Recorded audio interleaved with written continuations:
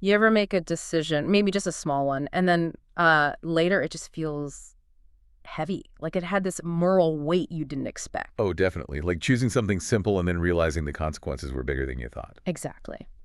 Well, today we're taking that feeling and dialing it way, way up. We're diving into the trolley problem, that classic ethical puzzle, Right. but with a twist. What if the dilemma wasn't just a one-off? What if it never really ended? That's precisely where we're headed.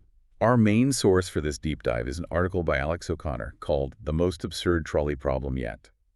And it really lives up to the name, in a good way. Okay. He takes the familiar setup, save 5 people or save 1, but uses it as a springboard.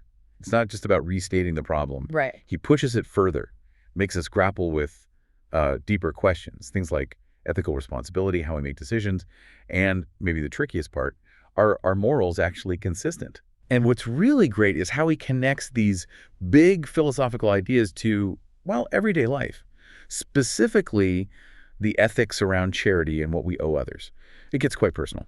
Okay, so our mission here, for you listening, is to kind of unpack O'Connor's really complex variations on this theme. We want to pull out the key insights, the nuggets, and help you figure out what these honestly surprising ideas might mean for how you think about your own choices. Yeah, we're exploring what happens when the trolley just keeps on coming, so to speak. All right, let's jump in. O'Connor starts with a twist on the classic scenario. So picture this. You've already done it. You've pulled the lever. Okay. You diverted the trolley, saved the 5 people, but yeah, sacrificed the one. But now, almost immediately, you regret it deeply. Oh, wow. Okay. So O'Connor asks, should you pull the lever back, undo your action, even though that means you are now actively causing the deaths of those 5 you just saved? Phew. That immediately throws you into some really tricky ethical territory, doesn't it? It does. O'Connor uses this to highlight that classic tension. Yeah. Acting versus, well, not acting. Is doing harm worse than just allowing harm? Right. The usual justification for not pulling the first lever is, I don't want to be involved, yeah. Exactly. But here, you are involved. You pull the lever, you're responsible for that one death. So the question changes. It's not about getting involved anymore. No. Now it's about undoing what you see as a moral mistake. And normally undoing a mistake before the worst happens sounds good, right? Yeah, generally. Get your mind. But here, pulling that lever back means you are actively causing 5 deaths. And intuitively, for most people, that just feels much worse. It does feel worse. And O'Connor's key point here, which is really insightful, is that once you've touched that lever, your involvement is, well, it's irreversible. There's no going back to a state of pure non-involvement. You can't just wash that moral stain off, even by undoing the action. So the act itself leaves a mark, regardless of the final outcome. That's a tough one.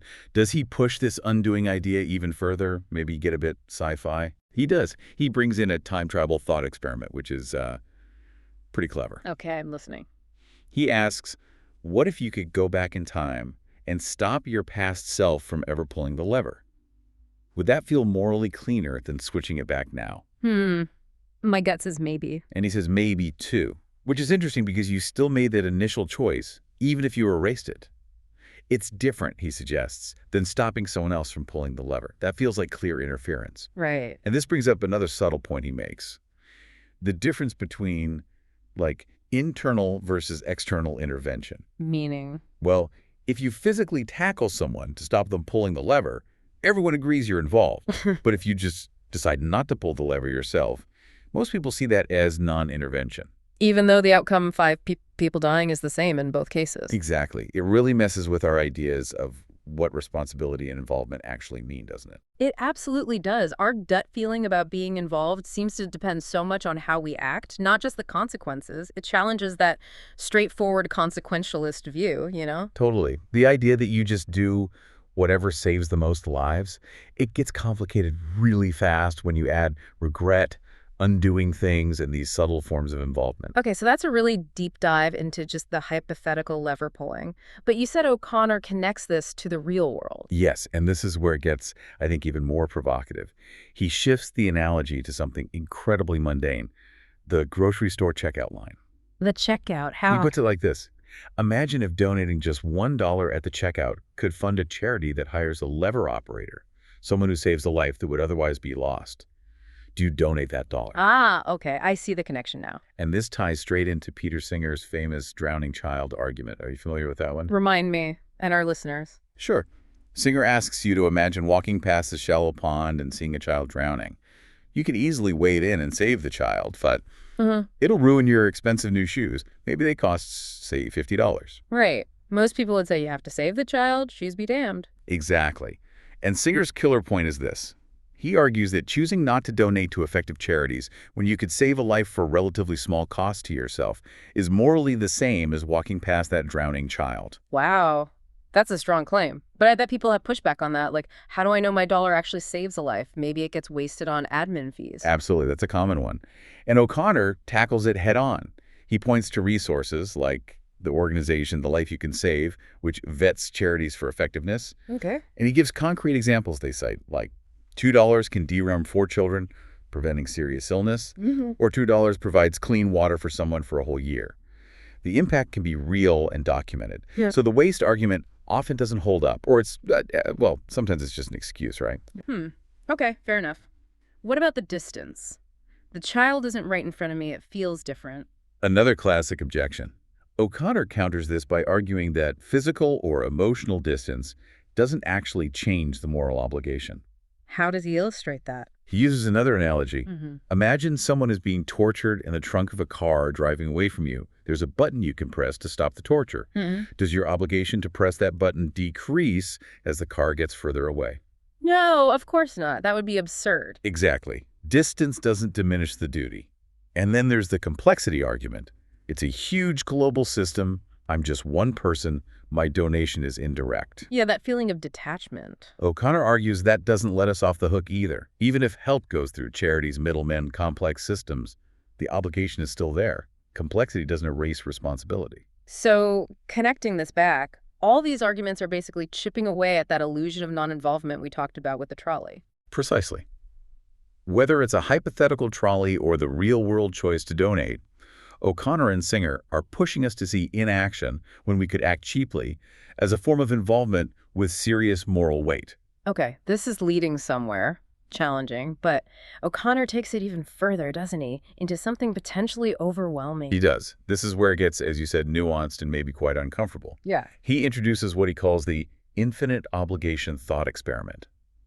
Infinite obligation. Sounds intense. It is. Imagine you're walking by an ocean, but instead of waves, it's filled with an infinite number of drowning children. Infinite. Oh, boy. You can pull one child out every minute. You're a hero. Oh. But there's a catch. Yeah. At the same time, a hacker is stealing $10 from your bank account every single minute. Okay. If you don't stop the hacker, eventually you'll lose everything. Savings, possessions, your house will be repossessed.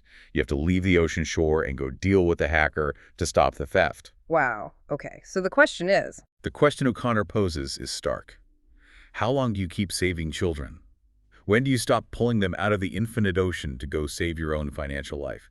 After you lose your savings, your car, just before they take the house. Where's the line? And that's the parallel to real life, isn't it? There's always more suffering, always another charity needing funds, always some luxury we could sacrifice. Exactly. There's always more good you could do. So unlike the single drowning child, where the choice is clear and finite, this feels endless. At what point can you morally justify saying, okay, I've done enough for now, I need to take care of my own life? So this isn't just a single choice like the first trolley problem. It's continuous. That's O'Connor's big conclusion here. Charity in the real world, with its immense and ongoing need, isn't like a one-off decision. It's a perpetual ethical obligation. The demand never stops. That is a heavy thought. O'Connor points out something related, doesn't he?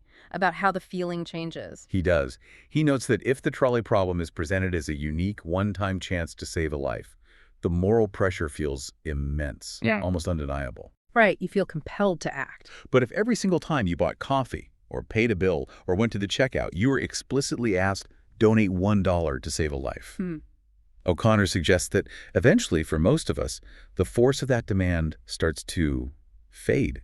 We become numb to it, perhaps. Moral fatigue sets in. You start thinking about, well, your own life, your own small pleasures, like that latte. Exactly. And that's the core challenge O'Connor leaves us with. It is a continuous demand. The need is perpetual. So where do we draw the line? It raises those really uncomfortable practical questions. Should we give up going out for dinner, that vacation, that new gadget? Where does it end?